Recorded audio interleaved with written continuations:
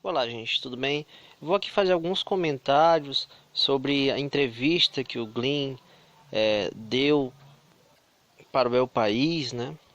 Foi publicada essa matéria hoje. E eu vou separar aqui e destacar alguns pontos, né? Que foram pontos que são de alguma forma, representam de alguma forma alguma novidade, né? O primeiro ponto que eu gostaria de destacar é a respeito da percepção que o Glenn diz que tem dele no Brasil e a percepção que as pessoas têm dele nos Estados Unidos, né? A percepção que ele diz que as pessoas têm dele no Brasil, como a gente viu bastante, é de alguém de esquerda, enquanto lá nos Estados Unidos ele disse que as pessoas o veem como alguém mais ligado à direita, porque ele aparece bastante lá na Fox, né? E a Fox, ela é conhecida como uma mídia, né, mais da direita. A entrevista ela é interessante porque elas mostram o grande desafio que está nesse tipo de jornalismo investigativo que o Glenn faz, principalmente porque ele trata ali de pessoas que são muito conhecidas e que têm um poder muito grande, né? No caso do Moro, por exemplo, tem todo o poder aí que ele exerce no Brasil.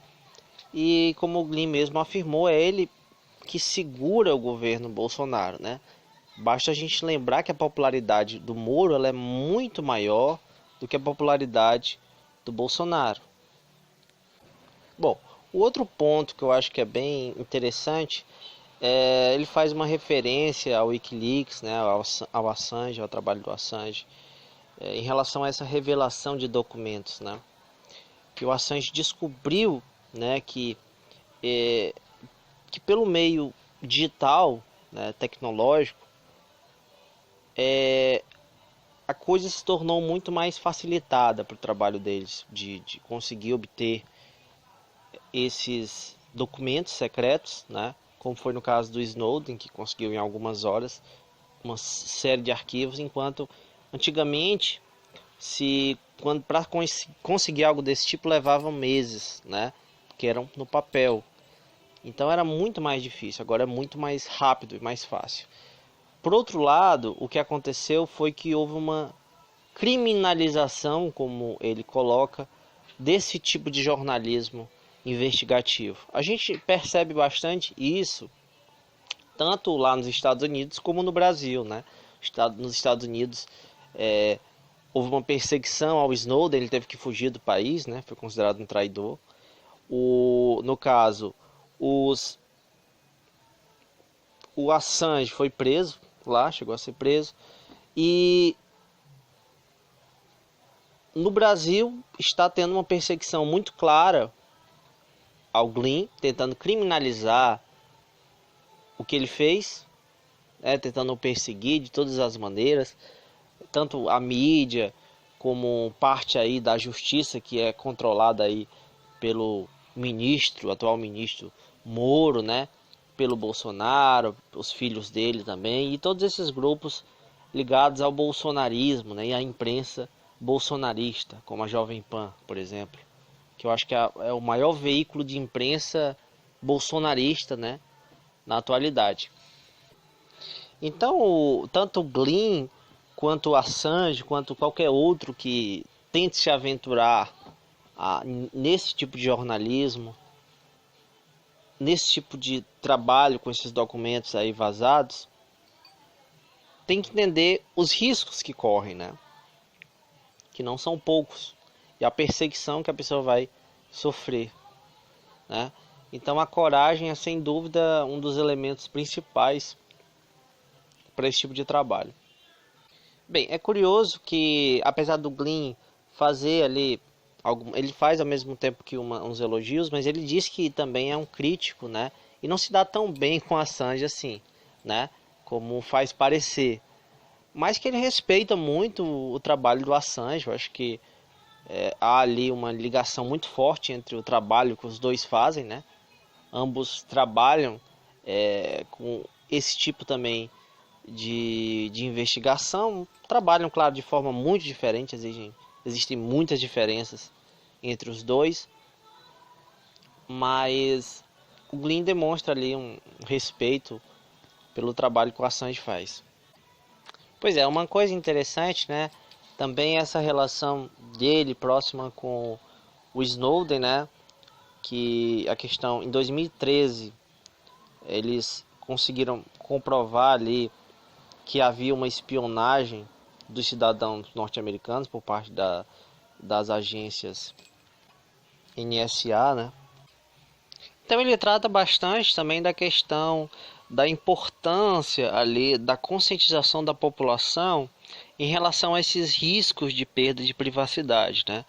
Não só pela espionagem dos governos, mas pelas empresas também, né? Foram descobertos nos últimos anos aí no Facebook, Google, entre outras plataformas, que disponibilizavam ali essas informações que eram particulares, né, dos usuários, e isso, apesar de ter se tornado uma notícia, não foi algo que abalou tanto as pessoas. Parece que a maioria das pessoas não vê isso com tanta preocupação, justamente porque nós temos diversos problemas de necessidade mais primitiva, né? No caso, por exemplo, da fome, do desemprego, todos esses problemas sociais que no Brasil são muito grandes, né? Principalmente após o governo Temer, após a crise, após aí o governo Bolsonaro, né? Tudo isso se intensificou muito mais. Então acaba que esse tipo de problema, essas questões de privacidade, acabam na cabeça das pessoas tendo uma menor importância, né? Então elas acabam não tratando disso, não se atentam tanto a isso, né? Infelizmente. Bom, para finalizar, eu vou falar um pouco sobre a questão do título, né?